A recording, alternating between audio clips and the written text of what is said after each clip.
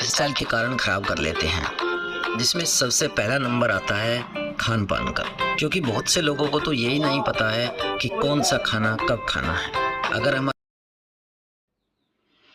जय श्री राम दोस्तों। आज हम आपको पाचन ठीक करने से संबंधित 7 बातें बताएंगे। अगर आप उसका पालन करेंगे तो आपका पाचन बिल्कुल सही रहेगा और आप जो भी खाएंगे वो आपकी आंत के द्वारा पचेगा। और पाचन बहुत जरूरी है शरीर के लिए। अगर शरीर का पाचन गड़बड़ है तो फिर आपका स्वस्थ नहीं रह सकते। यहाँ तक कि कहा भी जाता है कि मृत्यु का जब समय आता है तो वो पेट से ही आता है। तो हमें अपने पेट को दुरुस्त रखना चाहिए। पेट में जो भी चीजें डालें शुद्ध डालें, अच्छी डालें और पाचन योग्य हो, जो कि हमारा पेट पचा ले। इसलिए हमको 7 बातें ध्यान में रखनी है। पहली बात तो ये है कि हम जब भोजन करें तो बहुत तेजी तेजी भोजन ना करें। जब हम तेजी तेजी भोजन करते हैं तो हमारा शरीर, हमारा पेट, हमारा आमाशय वो सेटल नहीं रहता। तो फिर अगर हम तेजी तेजी भोजन कर लेते हैं तो वो पाचन के जो रस हैं वो आते नहीं हैं, उस भोजन में नहीं मिल पाते हैं। इसलिए भोजन आराम से करना चाहिए।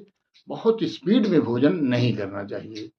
अगर बहुत स्पीड में भोजन करने की बात है तो फिर आप रुक जाइए या कम भोजन करिए, वो चलेगा। लेकिन बहुत तेजी में भोजन हमको नहीं करना चाहिए, हमारे स्वास्थ्य के लिए हानिकारक होता है। और दूसरा पॉइंट है कि हमको कभी भी देर रात में भोजन नहीं करना चाहिए, जैसे 11-12 बजे, 1 बजे। इस तरीके से देर रात में भोजन नहीं करना चाहिए। क्योंकि भोजन का एक नियम होता है कि जब हम उसको अपने शरीर में लेते हैं तो उसको कम से कम 5 घंटे, 4 घंटे, इतना टाइम लगता है। भोजन तब अच्छी तरीके से पचता है। और अगर हम लेट रात में भोजन करेंगे तो सुबह जो है हमारा भोजन पचा नहीं रहेगा, तो हमारी सारी दिनचर्या खराब हो जाएगी। और हम कहीं भी कोई काम करने जाएंगे तो हमें आलस्य लगेगा, क्योंकि हमारा भोजन नहीं पचा है। अगर भोजन नहीं पचा रहेगा तो हमें एनर्जी नहीं मिलेगी, और एनर्जी नहीं मिलेगी तो हमारी सुस्ती दूर नहीं होगी। तो इसलिए हमें बहुत देर रात में भोजन नहीं करना चाहिए। एक नियम बना लेना चाहिए कि हम भाई इतनी देर के बाद से भोजन नहीं करेंगे। वो आपको बहुत नुकसान देता है। तो हमें दूसरी बात तो ये ध्यान देना है। और तीसरी बात यह है कि भोजन करने का जो पोजीशन है, स्थान है, वातावरण है, इस पर भी विशेष ध्यान देना चाहिए।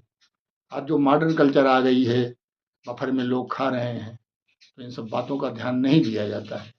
और इस कारण आज 90% लोग जो है वो पेट की बीमारियों से परेशान हैं और गैस की बीमारी से परेशान हैं। इसका कारण यही है कि उनका खाने का जो पोजीशन है, जो वातावरण है, और जो सलीके से खाना चाहिए, बैठ करके भोजन करना चाहिए, हवादार जगह हो। और जैसा हमारे शास्त्रों में भी बताया गया है कि भोजन किस पोजीशन में बैठ करके हमें करना चाहिए, किस वातावरण में हमको भोजन करना चाहिए। अगर हम उन चीज़ों का ध्यान रखेंगे तो हमारा भोजन पचेगा। तो इसलिए ये जो तीसरी बात है कि भोजन करते समय हमें अपनी पोजीशन, बैठने का स्थान पर ध्यान देना चाहिए। और वास्तव में भोजन शास्त्रों में लिखा गया है, कभी भी भोजन खड़े होकर नहीं खाना चाहिए। खड़ा होकर भोजन कौन करता है? राक्षस करते हैं। तो राक्षस हमको नहीं बनना है। हमें भोजन करना है तो बैठ करके आराम से करना है। आज हमारी समाज में ये संस्कृति फैल गई है बुफे में, तो आप वहाँ जाइए, लेकिन भोजन केवल नाम मात्र के लिए आप चख लीजिए। बाकी उसको पूर्ण भोजन उस रूप में अगर आप करेंगे तो आपकी बॉडी को नुकसान होगा, आपका स्वास्थ्य खराब होगा, आपको बीमारियां घेरेंगी। इसलिए इस बात का ध्यान दें। और चौथी बात यह है कि कोशिश करें कि हम ज़्यादा एंटीबायोटिक ना लें।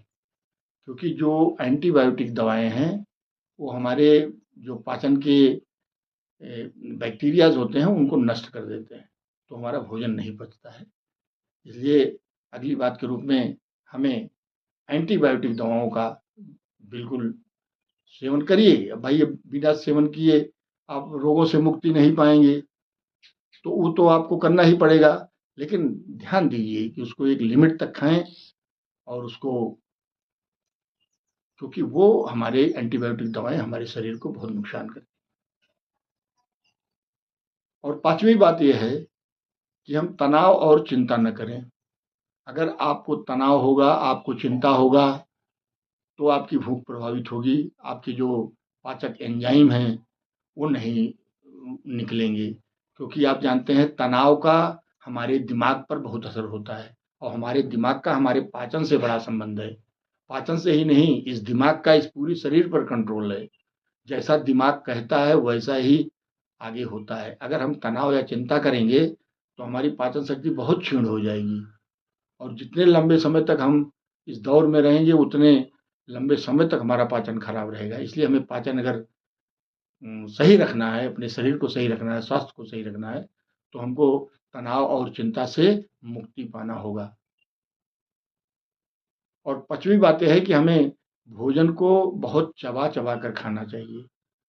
अगर हम चबाते हैं तो मुँह में लार होती है, जो कि हम पाचन में बहुत महत्वपूर्ण रोल अदा करती है और वो टुकड़ों में बँट जाता है तो हमारे शरीर को, हमारे पाचन तंत्र को, हमारे आमाशय को कम ताकत लगानी पड़ती है। और अगर हम उसे खड़े ठूँस लेंगे, तो जब खड़े ठूँस लेते हैं तो उनको पचाना पड़ता है, उनको पीसना पड़ता है, आमाशय को करना पड़ता है। तो जो काम हमारे मुँह का है, वो काम हम आमाशय पर क्यों छोड़ें?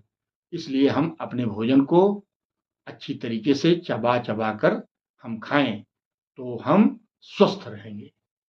इसमें कोई संदेह नहीं है।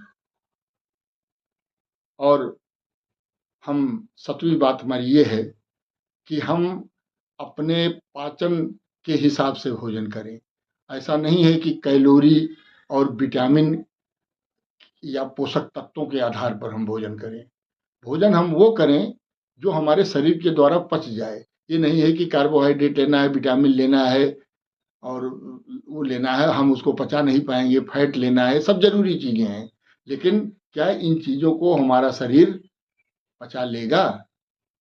तो हमें कहा गया है कि हम भले ही फ़ायदेमंद हो, बहुत ही फ़ायदेमंद है, लेकिन जो चीज़ आपके शरीर में नहीं पच सकता, वो चाहे जितना भी फ़ायदेमंद हो, चाहे जितनी कैलोरी देता हो और चाहे जितना पोषक तत्व हो, लेकिन जब हमारे वो शरीर में पचेगा नहीं, तो हमारे शरीर को कोई लाभ नहीं मिलेगा। इसलिए हमें कैलोरी और पोषक तत्वों का विशेष ध्यान नहीं देना चाहिए, हमें उस बात को ध्यान देना चाहिए कि हमारे शरीर में अच्छी तरीके से कौन भोजन पच जाएगा।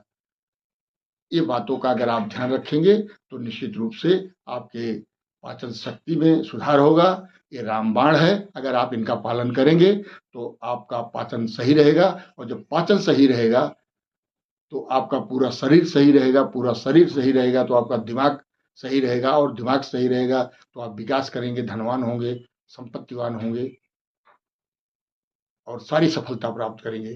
धन्यवाद दोस्तों, जय श्री राम। आप लाइक, कमेंट और शेयर करें और हमारे चैनल को सब्सक्राइब करें और अगर कोई विशेष सुझाव हो तो आप हमें कमेंट के माध्यम से ज़रूर सुझाव दें। धन्यवाद दोस्तों, हम आपके आभारी रहेंगे। जय श्री राम।